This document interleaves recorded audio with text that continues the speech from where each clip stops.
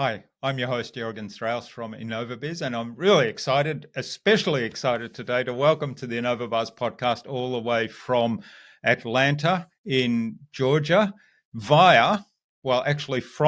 originally from Heilbronn near Stuttgart, where I was born in the south of Germany, Brigitta Hoeferle, the CEO and master trainer at the Center for NLP. Welcome to the Innova.Buzz podcast, Brigitta. It's a real privilege to have you as my guest, and we've had some wonderful conversations in our native dialect. So today we're speaking English. We will do our very best. What an honor to be here, Jürgen. Thank you for allowing me and inviting me to be on your show. And yeah, let's roll up our sleeves and get started. Excellent. Now, you teach and you strategize and you model how to listen and connect, and you base that on your studies of leadership and relationships in your own business journey, plus all the work you've done in studying NLP and becoming a master trainer of NLP. And so when I discovered that and all the other things we had in common, I thought I must talk to Brigitta. And so here we are. I'm really keen to dig into all of that. I'm sure there's probably several podcast episodes we have in us. Let's get started with my standard question. What's the impact you're making in the world today, Brigitta?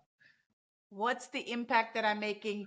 That's a beautiful question. And the impact that I love to make, and I think it'll eventually turn out that that is the impact that I'm truly making, is I'm modeling for others. I'm modeling of how to do it. And sometimes, Jürgen, I'm modeling of how not to do it. So right, there's learning on both sides. Yeah. And I truly believe the impact that I'm making is that people can just I'm not it's not 180, a turn of 180. It is a 1% better. It is a how can you listen a little bit better if you're having, quarrel with your spouse or at home, and or your children are not listening to you, or your children don't feel like you're listening to them, or whatever the situation may be, or you're leading a team and they're feeling that they're not being understood, that they're not being heard, or you're a leader and you're not feeling, or you're seeing that your team is not accepting you. The impact that I'm making is 1%. And it's the consistent 1% better from today to tomorrow and tomorrow to the next day. And that drip will eventually leave a huge impact. And yeah, I love to imagine what that's going to look like in the future. Yeah, there's so much in that, so much to unpack. As you were talking, I was thinking it's wonderful to take everything that we've learned, and in your case, that's a lot, and now you're teaching, and at the same time say, but I'm still learning, I'm still improving. And so the goal is, what can I improve on today? What can I do even better today to model? At the same time, you talked about modeling not so good behavior, showing people what not to do, and having the ability, having the humility to say, well, I'm not perfect. Every now and then I fall off the wagon. In terms of positive mindset, sometimes I feel sorry for myself. So recognizing that and showing people, hey, we're all human. This is not serving me right now, although I'm going to have this moment and then I'll come back and get on track again. So there's so much to love about that. And the idea of communication. I know when I first discovered NLP and when it clicked for me, the presupposition of the meaning of, or the response I get, the meaning of my communication is the response I get, was the thing that kind of turned everything around for me. I was always frustrated. I'm not having the impact I want to have. People don't listen to me. And all of a sudden I changed that and, okay, it's me. I'm the problem. and everything started to fall into place. And I don't know if it's the problem, but it's something that when we have that awareness, when I had that awareness, and it was a huge awareness, just, it sounds like we had a similar awakening. And I'm pretty sure people that are listening are going, yep, I've been there. I've actually realized that. And I think in this conversation, more people to realize, well, I can point fingers outward all day long and find faults on all sorts of things. And yes, we are human. We're not robots, but we're also intelligent enough to realize when we point fingers outward, well, they're not doing it right, and they could do this better, and that could be done different. While we do that, there are three fingers pointing back at us. I remember my grandmother always telling me, if you point one finger out, there are three fingers pointing back at you. And it over the years, it just gotten deeper and deeper into what my grandmother said. And I'm really realizing that, yes, the communication is the response. The quality of our communication is the response that we get. What does that mean? I mean, how deep can that go? And how rich can our lives be when we realize, hey, it actually starts with me. When I came to the States in 2004, Jürgen, to build a school, the first few years I did great.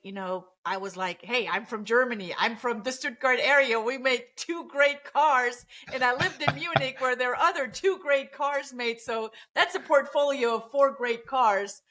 And and I thought, on top of my degrees and all of the knowledge that I have in crossing cultures, I'm going to be really honest with you. I was a little full of myself. Looking back, I'm really embarrassed of the person that I was, but I didn't stay that person. I didn't fall and stay in the puddle and drowned in it. I actually got up. I looked at the fingers that are pointing back at me and go, actually, who's, as I'm pointing fingers out, we're going, oh, they're dummies and they're doing this and that. Eventually I was like, as things were not falling into place and I was getting results that I didn't like, I finally, one day I just sat down and I was like, okay, so let's strategize this and let's look at all of this. There's a common denominator. What's the common denominator? That's an easy task. Well, the findings were that the common denominator was this one right here, me.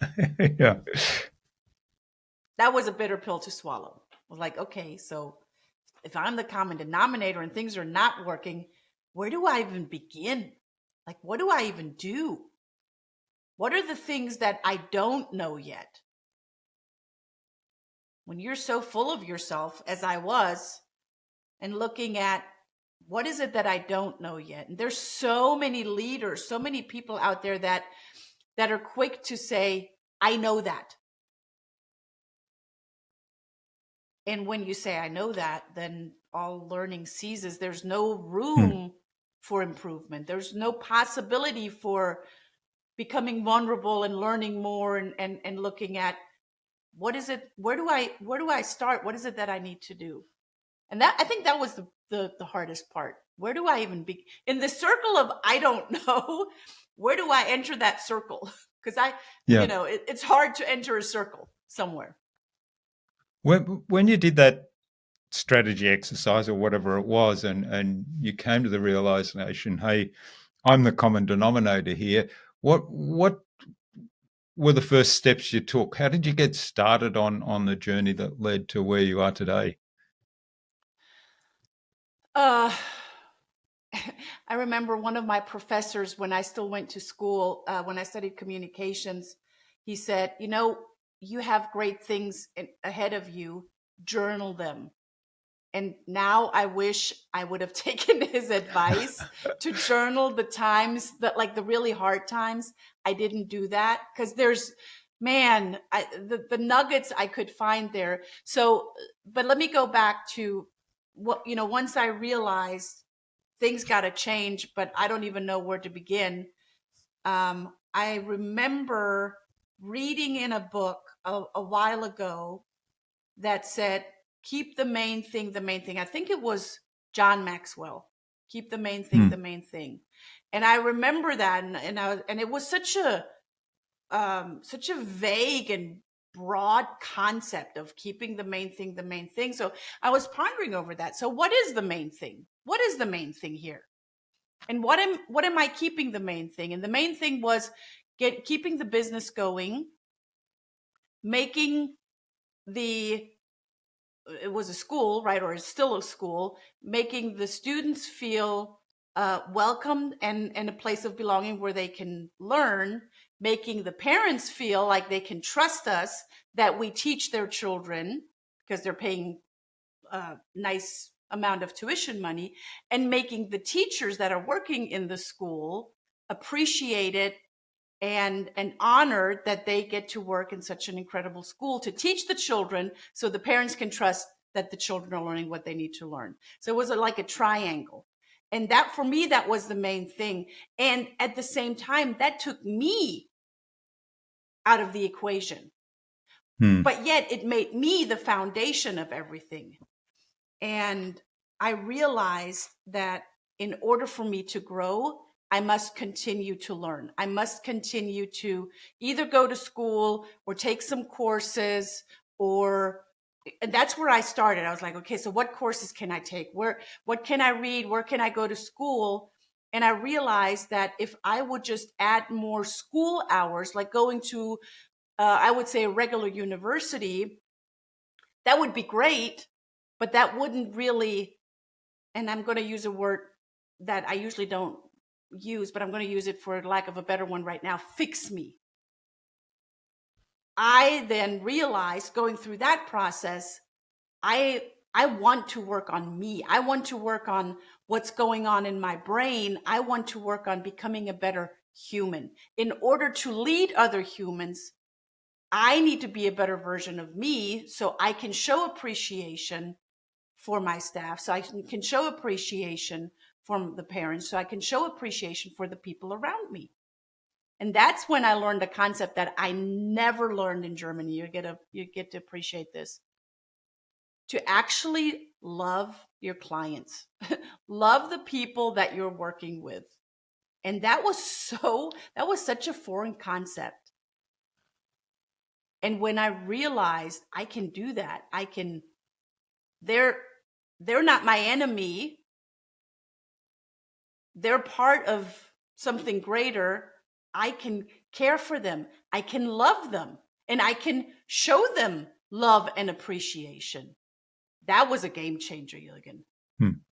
And you can learn from them, particularly now in this new mindset of I want to learn more and I want to improve, which is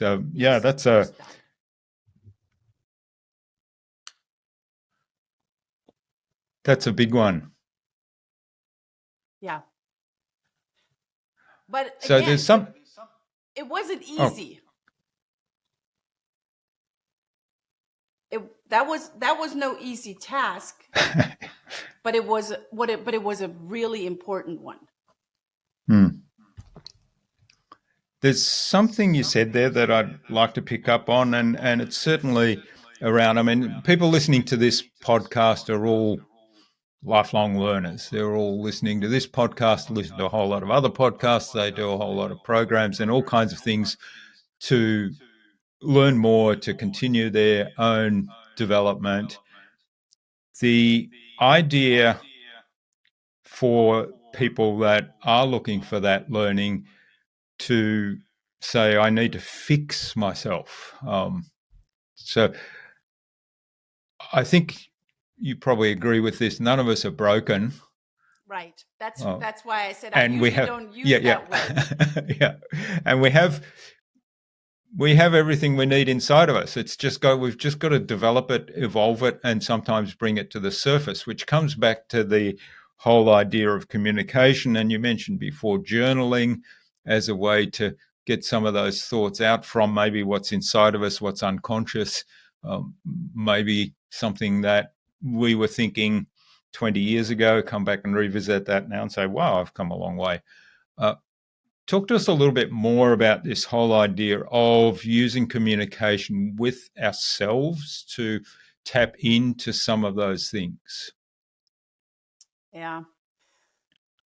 I like to say, if you would listen to how you're talking to yourself, sometimes I talk to myself like I would not allow anyone, Yeah. not one single person, not even my mother, to talk to me like that. They would get an earful if they would talk to me like that. And yet I'm saying those very hurtful and very nasty things sometimes to me.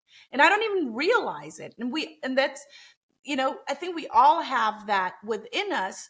The goal is to not just stop it, but to become aware of, what are you telling yourself and how are you telling it yourself? And if you really continue to tell it yourself in that way, do you really think that your inner child, that your inner psyche is going to go, you know what, you got a really good point. I'm glad that you said it that way. So now I'm going to actually follow up on that and change. No, that's not how it works. So just like as we build rapport, which is one of the fundamental strategies of neurolinguistic programming, just as we build rapport with others, we sometimes would be beneficial if we would love ourselves and build rapport with ourselves and listen to ourselves and become aware of, how can we pace ourselves? How can we appreciate in the moment that we're in right now, and maybe take ourselves out of that moment if it's not serving us?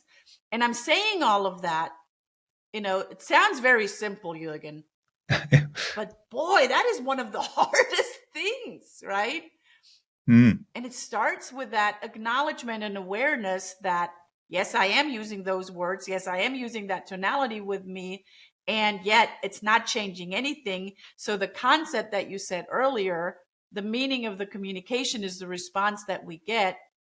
It starts with working on ourselves. And if we continue to have this thinking, this non-supportive self-talk, and yet we want to have different results, we first got to be aware of, what are we telling ourselves?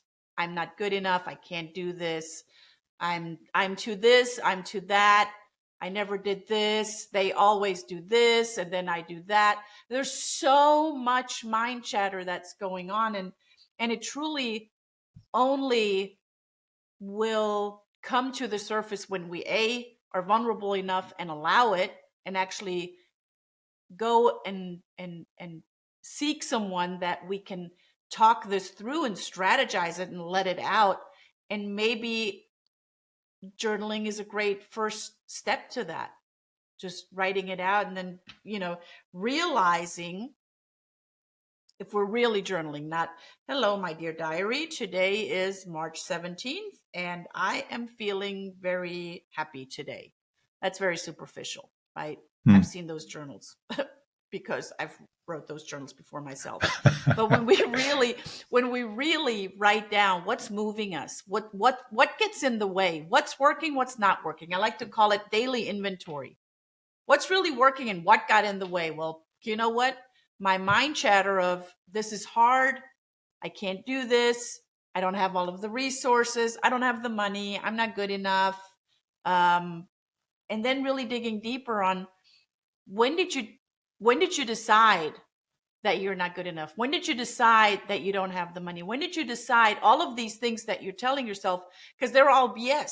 They're all a belief system, right? That's what I call a BS, a belief system. They're all a belief system that have formed over decades, often during our imprint phase when we were little. And we can become aware of it, and then we can bring the resources as a resourceful person that we are today, and change some of those things in the past. We can't change the past. We're not magicians. No. But we can change how we feel about it. And we can gather evidence. And here's the key, you'll get a kick out of this. We're so good at gathering evidence of why things are not working. And I can tell you 5,000 things of why things are not working that way. As humans, we love to gather evidence, and often we gather great evidence for things, why things are not working or why they're going wrong or all of those things that are non-supportive. And it works, right? A belief system is based and supported by evidence.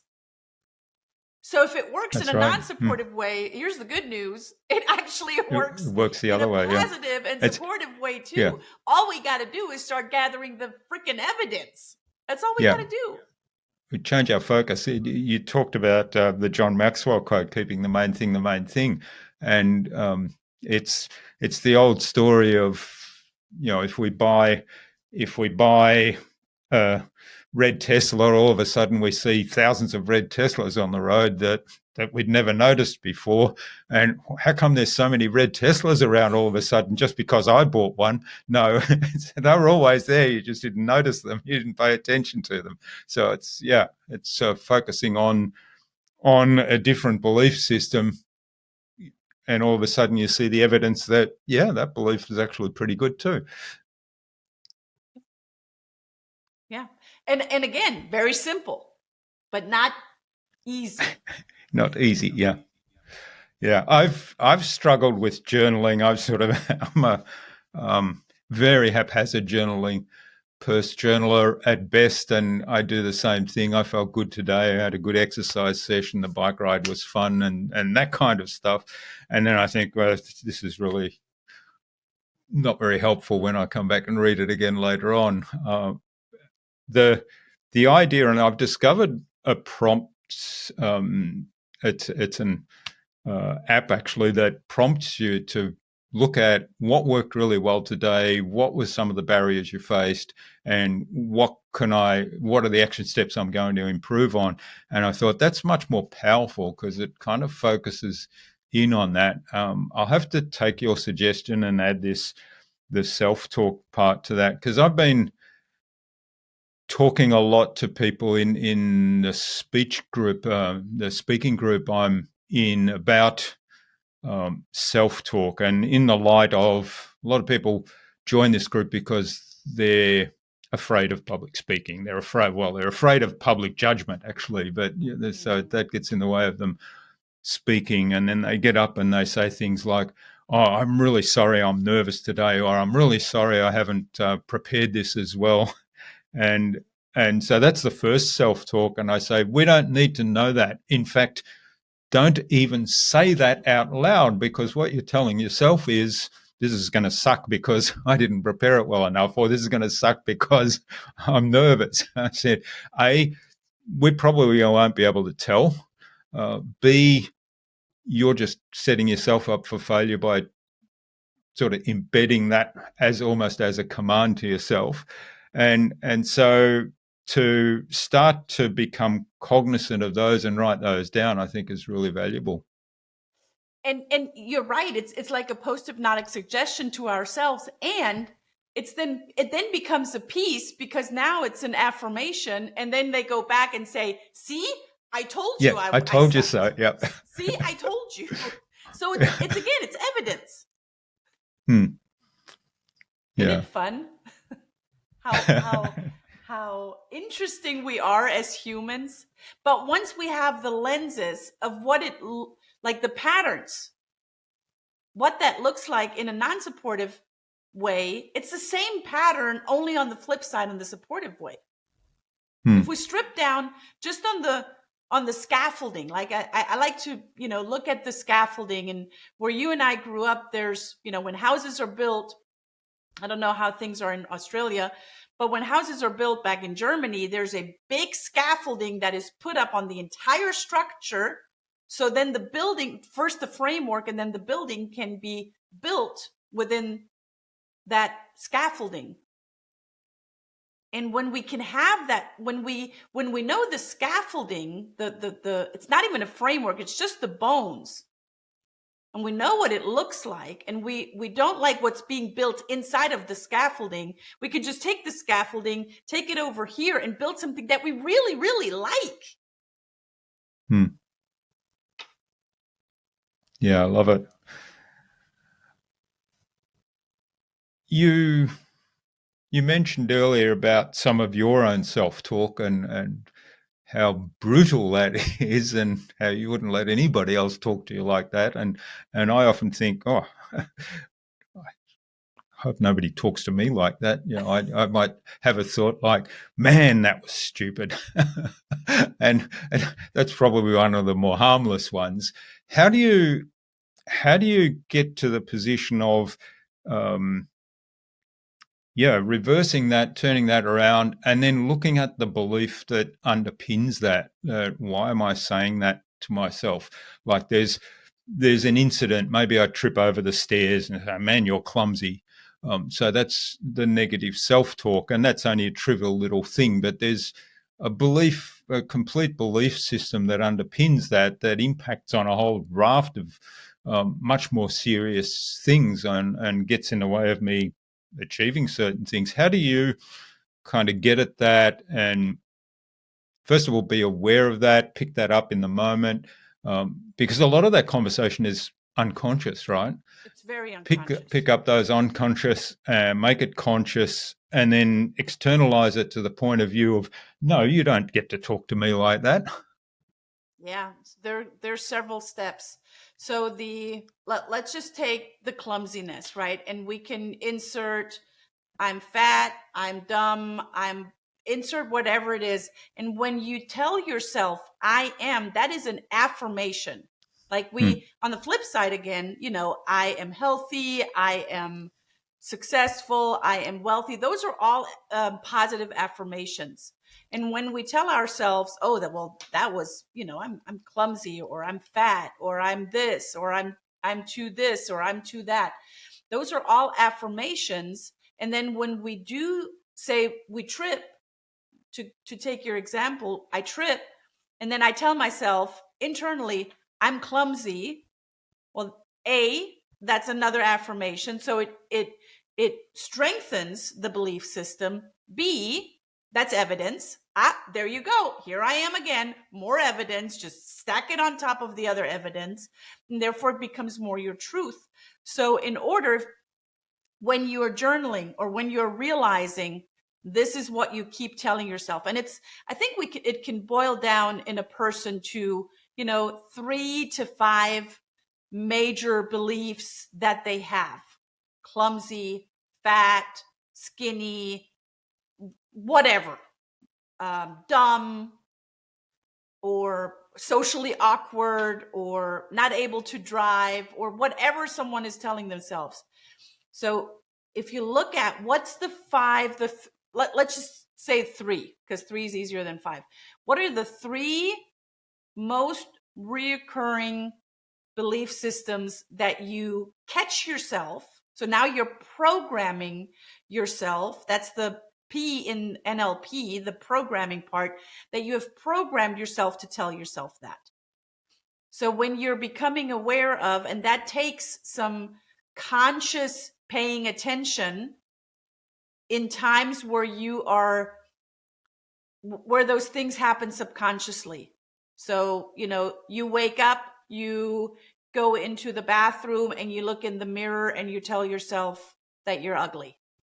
That's happening on a very subconscious level. Hmm. But when you are realizing, when you're starting to journal, when you're starting to work with a coach, when you're starting to work with a consultant, a mentor, someone, not from your family, but someone that really knows what they're doing, to uncover some of these belief systems, you can, and you think back, when am I more likely to tell myself those things? When I trip, I'm clumsy. When I look in the mirror, I'm ugly, or I'm fat, or I'm skinny, or whatever.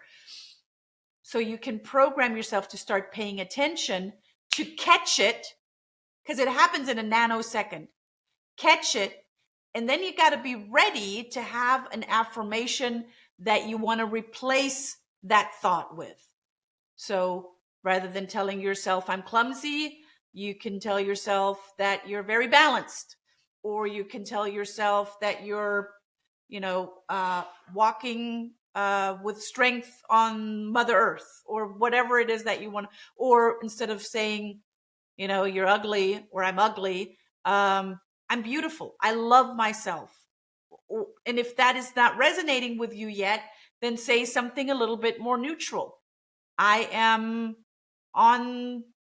doing something to be on the journey of loving myself, or to be beautiful.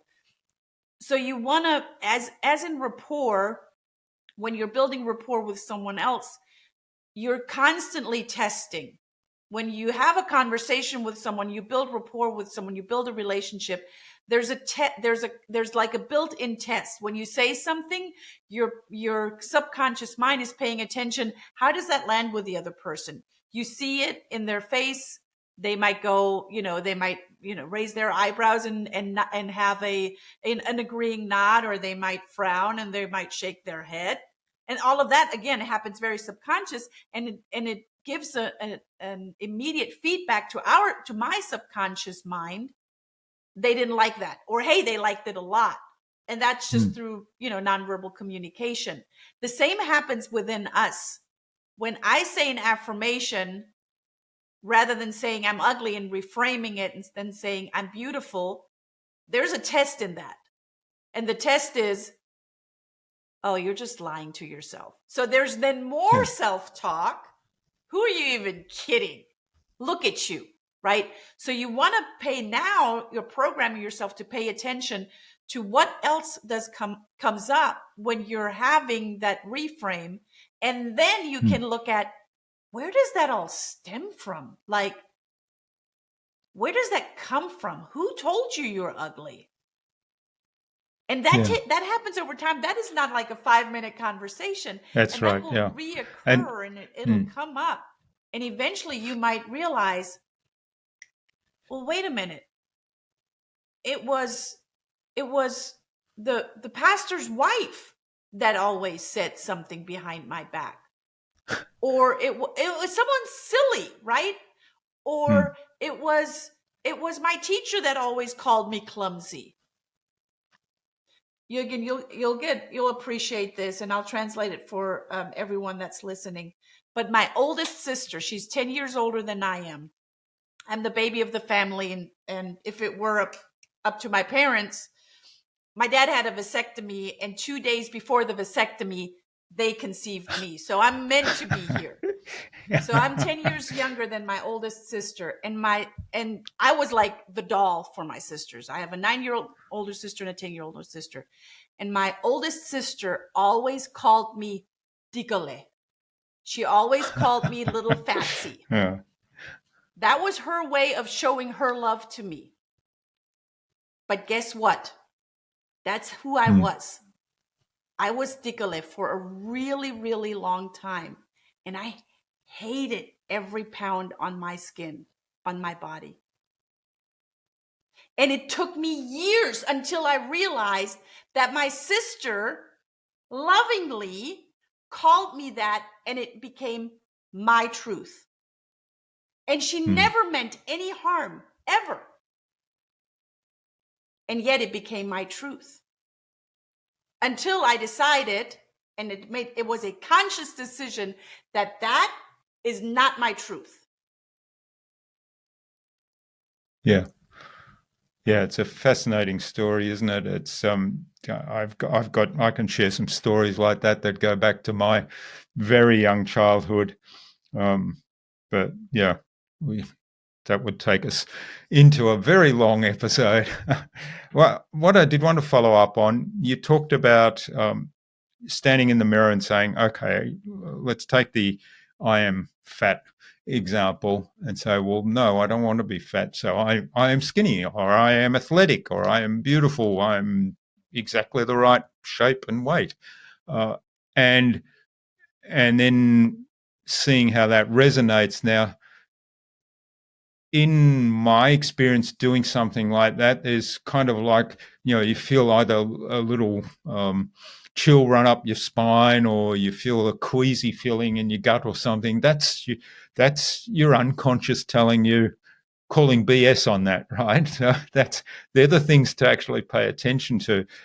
The thing I'd like to explore, though, you used a lot of I am statements, and coming back to the idea of communication and language the language part of NLP, if we say, I am clumsy, for example, I'm making that part of my identity, and anything that threatens my identity, I will defend to the death.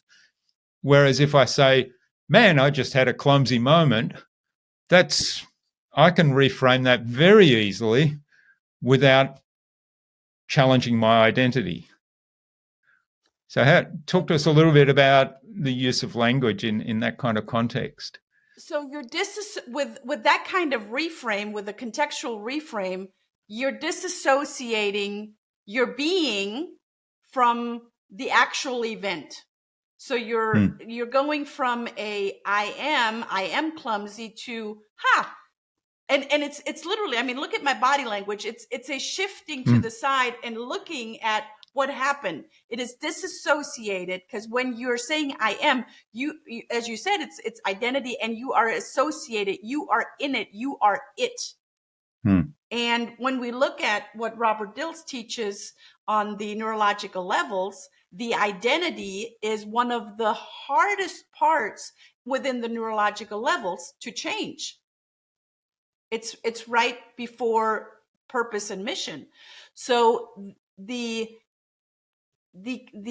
cognizant decision of that does not, this me tripping over something does not identify who I am. This excess weight or fat does not identify who I am. And when I realize that, when I can change my language to shift that, it also opens up the opportunity of now looking at, what do I need to do? Because you mentioned the chills running down your spine of, that's BS. No, who are you kidding, right? Now that opens the opportunity of, what is it that I need to do to be even more stable in my gait, or to be even more athletic or healthier in my body? And it allows for possibilities where, if we're continuing to say it in that negative way, we affirm it, and B, there's no, it is what is. It's already there. You're it. It's your identity. But when you do not accept the behavior anymore, right? Accept the person, but don't accept the behavior. When you're not accepting that behavior anymore, whatever the behavior is, eating, overeating, clumsiness, whatever, then it opens the opportunity of, okay, so what can I do different? And how can I do it different? Oh, suddenly it becomes light. It's like, oh, I can do this. It's doable. But you're not identifying with it anymore. Yeah. Yeah, that's it's very powerful, isn't it? And reframe is one of my favorite NLP tools. I use it all the time, every day. Just simple reframes in all kinds of different things. And I find myself doing it completely unconsciously. Somebody will say something to me and I'll just give them a straight reframe answer.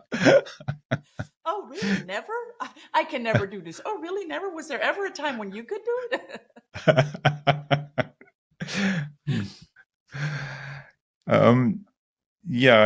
There was something else I was going to ask, and it's just slipped my mind.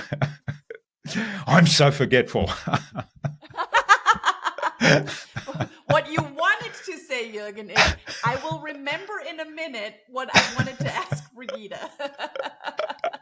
Because when you say it slipped my mind, that's literally what happened. It went like, whoop. But when you can reframe it and say, oh, I'll remember it in a second. Yes, exactly. What I wanted to say, and you've done it, you've got me remembering, what I wanted to ask was the changing beliefs. And we kind of glossed over that a little bit, and we went down the track of language, talking to ourselves, identity and self-talk and so on. Changing beliefs, you mentioned that beliefs, we often form them very young, and at some point we've probably outgrown them or they no longer serve us. So it's good to find a different belief. Talk to us a little bit about changing beliefs, because a lot of people think that this is kind of a big deal and huge thing, and yet I've seen it happen like that. And I know you have. I know you've probably helped people to change beliefs like that. Uh, how can we challenge some of the beliefs that we know this belief is not serving me, it's getting in the way? How can we challenge them in a way that we can perhaps change it like that? And we can change it like that. A belief is a feeling of certainty. And when we're certain of something, and certainty comes through evidence, when we're certain of something, then that's how our belief is formed. And it's stacked, evidence upon evidence upon evidence upon evidence. And I'll share with you an exercise that I do with my clients very, very often. It's a very simple exercise, and I want to invite everyone to do it as you're building a new belief. You can build a belief table. So you imagine you have a white piece of paper and you draw a table, just a tabletop with 4 legs underneath. You don't have to be an artist to do that. It's very simple, trust me. And on the belief table, you lay the words of the belief that you desire to strengthen or to have. So with a lot of my clients, it's, self-worth or success or confidence. Let's go with confidence. So we lay the word confidence on the belief table, and then I ask them, so when were you confident the last time? And then often what I often get is, oh, I can't remember. Well, that's laziness. So then I ask again. So there was a time, maybe last week. Did you not go golfing last week? Oh yeah, I went golfing last week. Okay, so let's take your golfing trip last week. When were you confident when you were golfing? Oh, actually, I did that one swing, and then I did this, and I felt like that was awesome, and I felt so confident, and it was just easy sailing through the whole golf course. And I'm like, okay, great. So there was a time when you were confident. Okay, great. Now you're going to write that first golf course incident of feeling confident as one leg under your confident table. Okay, great. Now, when was there another time that you felt confident? Now it's easier once you get the ball rolling. It's easier to find other evidence to feel confident. And I lead them through it, and before you know it, we have 8, 10, 20 legs under the table. There's got to be a minimum of 4. But I know that everyone can find more than 4 legs under that table. And I say a minimum of 4 because in order for a table to stand strong, you got to have 4 legs. So the more evidence and the more specific evidence you can find to whatever you put on the tabletop, the better it is. And that's how you build a belief system. Very simple, a very simple exercise. Now, on the flip side, we can also create a table of a non-supportive belief, put the non-supportive belief on the tabletop, and write down all of the mind chatter, all of the stinking thinking, all of the evidence that we have gathered of why we are that belief system, and write it down as legs under this table. And then bit by bit, you're going to go through and you're going to evaluate, is this still true? Is that evidence of your sister saying you're fat? Is that still true? Let's saw that table leg. And then you start sawing table legs off under the table, and then you have it right there. I actually have, Jürgen, this is such a good example. I have a client, he took one of our certification courses in March this year, and everyone in class on the last day, as part of their certification process, everyone built a supportive belief table, what they are, a belief that they are strengthening, and a belief that is no longer serving them. And they took it home. And I kid you not, I talked to him on Monday, and he says, guess what? And I said, what?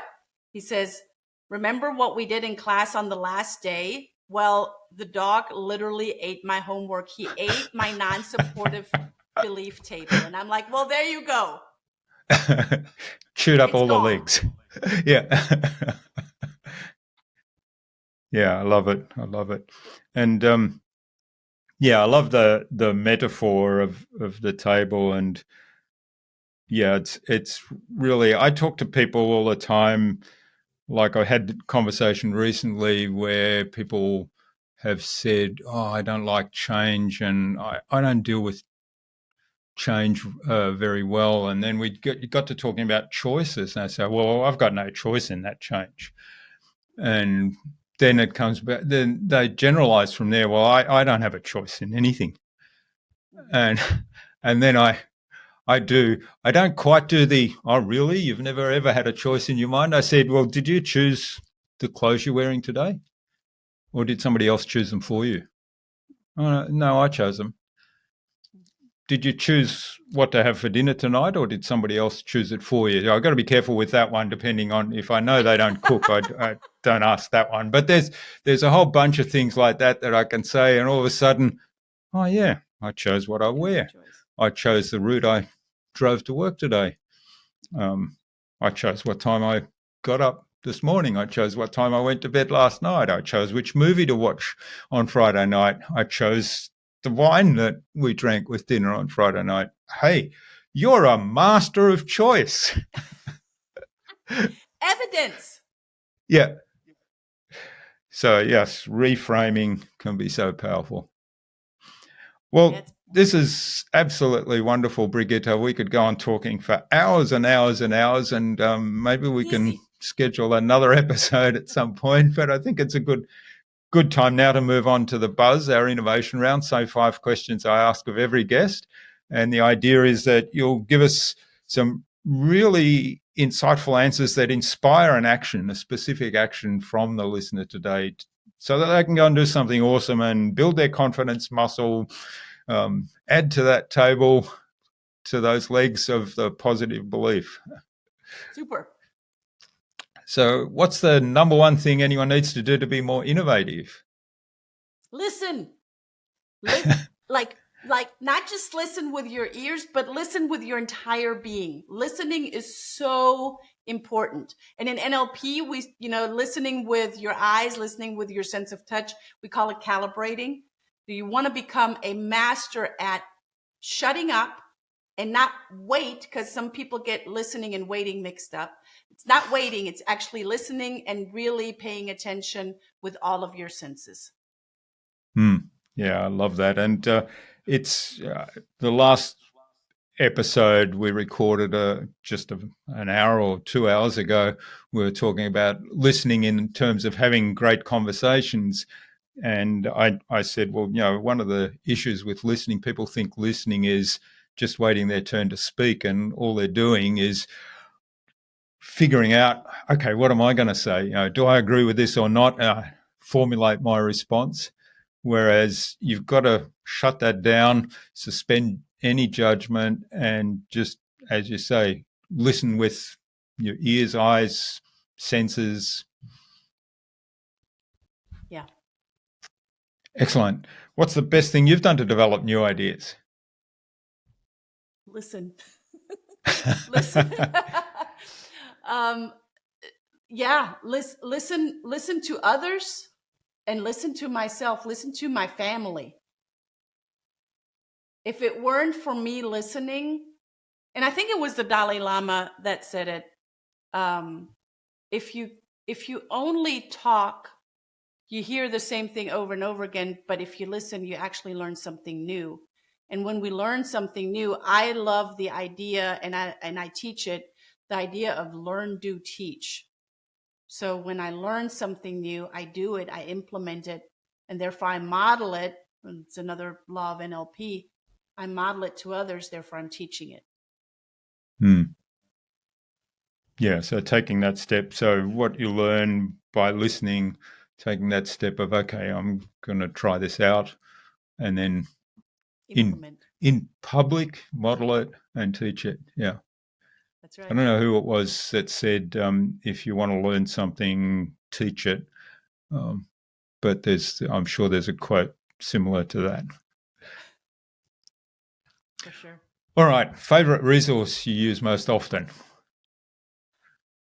A favorite resource I use most often. My husband, but that's not something that my husband's very knowledgeable. I really look up to him. He is like I could easily Google it, but he gives me such good context that and there's so many people that say, Christian, how do you know all of those things? um so I think my action step that I would encourage others, find someone that you really trust and look up to have, because there's also communication when I trust Hmm. him and I ask him. um there's more than just, it's different than if I would just Google it, right? Yeah. So I want to encourage others, go meet really cool people that know interesting things that you can have a conversation with and get their insight. And that doesn't mean that we always agree. I don't always agree Hmm. with him, but it gives me another perspective. Hmm. Yeah. And again, the idea of listening doesn't require agreement, but it does require suspending judgment, right? So you can listen and say, that's an interesting thing. I'd never thought of it like that. Why? Why are you thinking that way? Why are you taking that view on things? And that's a learning opportunity rather than, well, I don't agree with that. Or like you Mhm. said earlier, I know all that already, which Yeah, and I is think, like you shutting know, off. nowadays we just have too much of that, and I want no part of that. Hmm. Yes, my son is somebody who has an immense array of knowledge in all kinds of things, and my wife and I often say to her, "How the hell does he know all that stuff?" And like you say, it's more than like he works for Google, but it's more than just Googling it. Like the insights that you get from talking to him about those things are quite interesting, quite fascinating. Yeah, So find someone like that. that's right. All right. Now, what's the best way to keep a client on track? I love goal setting, but goal setting not just for the sake of a to-do list or here are my next action steps, but really checking in what specifically, like which intentional action, and sometimes it's just one or two, do I need to take today? And then once my client, and I have those calls with my client. Once my client then says, this is what I'm going to do today, or this is what I'm going to do by X date, and then I check in, and then we celebrate. So it's the full circle of anchoring in the success of, I Hmm. said I'm going to do this, I did it, I took action on it, and now we get to anchor it in, and then from that anchor, okay, so now what are you going to do? So it's a constant upward motion and a momentum. Hmm. Yeah, I love that. And I love the celebration part, I think, is such a powerful thing and such an overlooked thing because often, and I catch myself doing this all the time. So, okay, tick, it's done, move on, Yeah. next thing. Oh, it was no big And deal. and yeah, exactly. It's no big deal. And even if somebody says, "Oh, well done on that," I know it's I got to move on because I've got to get to the next step now. But actually, that anchoring, reinforcing, celebrating, taking the time to actually celebrate, and what did I learn, and reflecting on it, and then the moving on is so powerful, isn't it? Yeah. Yeah. Hmm. And we, in our house, as our children were growing up, we would sometimes sing, this is how you do it. And then we would just dance with it. So, I tell my clients, if you want to celebrate with a magnum bottle of champagne, do that. But if you want Yeah. to celebrate with dancing, silly in the kitchen, then do that. Whatever floats your boat, do it, but do something. Hmm. Yes. Make it clear that this is us celebrating. That's right. All right. Last question to the buzz round. What's the number one thing anyone can do to differentiate themselves? Be themselves. I have this conversation with my daughter just recently, who's about to go to college, and she is building her pet sitting and babysitting business over the summer, and she's been doing that. So she's building a website, and I said, "So how are you different from all of the pet sitters and babysitters and house sitters in the area?" And she goes, well, I don't know how I'm different. And she was thinking like super big of how she needs to be like super different. And she realized as we were talking about it, that the way that she shows up and the checking in, making little videos and doing little videos afterwards and saying thank you for giving her the opportunity to work with them, that already set her apart from the majority of people. Yeah, 99%. And she realized, she's like, wait a minute, really? It's that simple?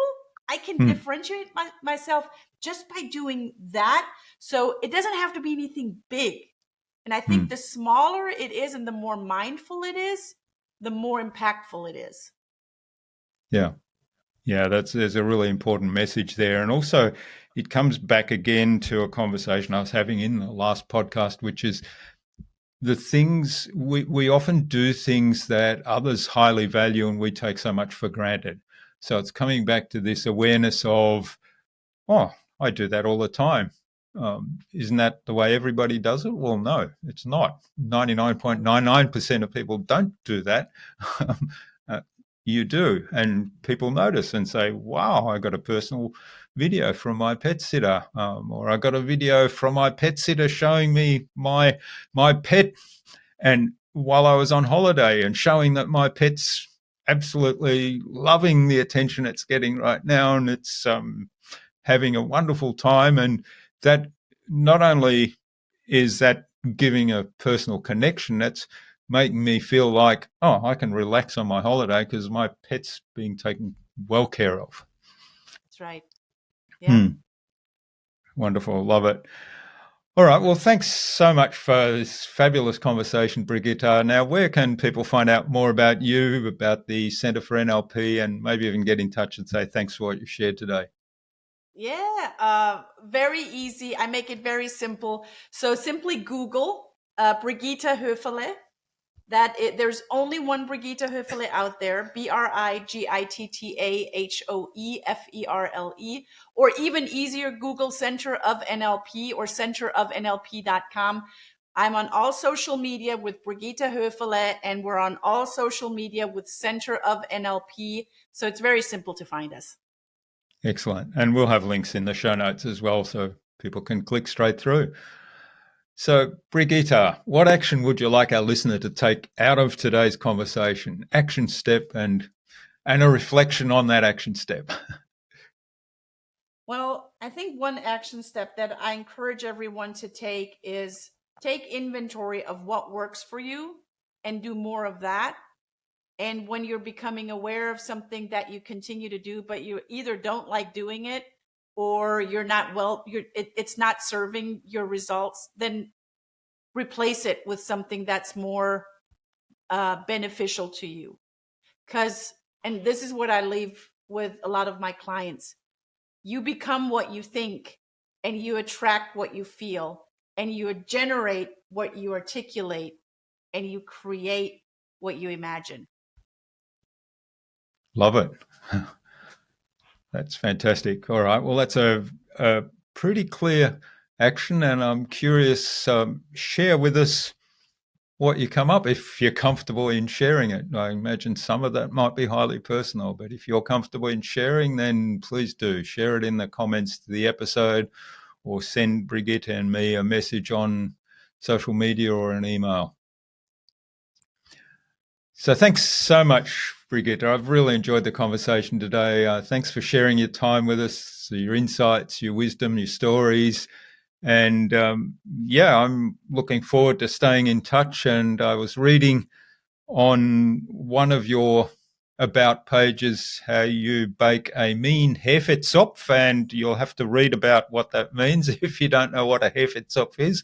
But that's one of my very favorite cakes. My mother used to do a fantastic Hefetzopf, so one day I'm going to have to come visit and sample yours. Please do come visit, and I'll make one mit einem Haufen Butter drin. With a lot of butter. Fantastic. Thanks, Brigitta. Thank you, Jürgen.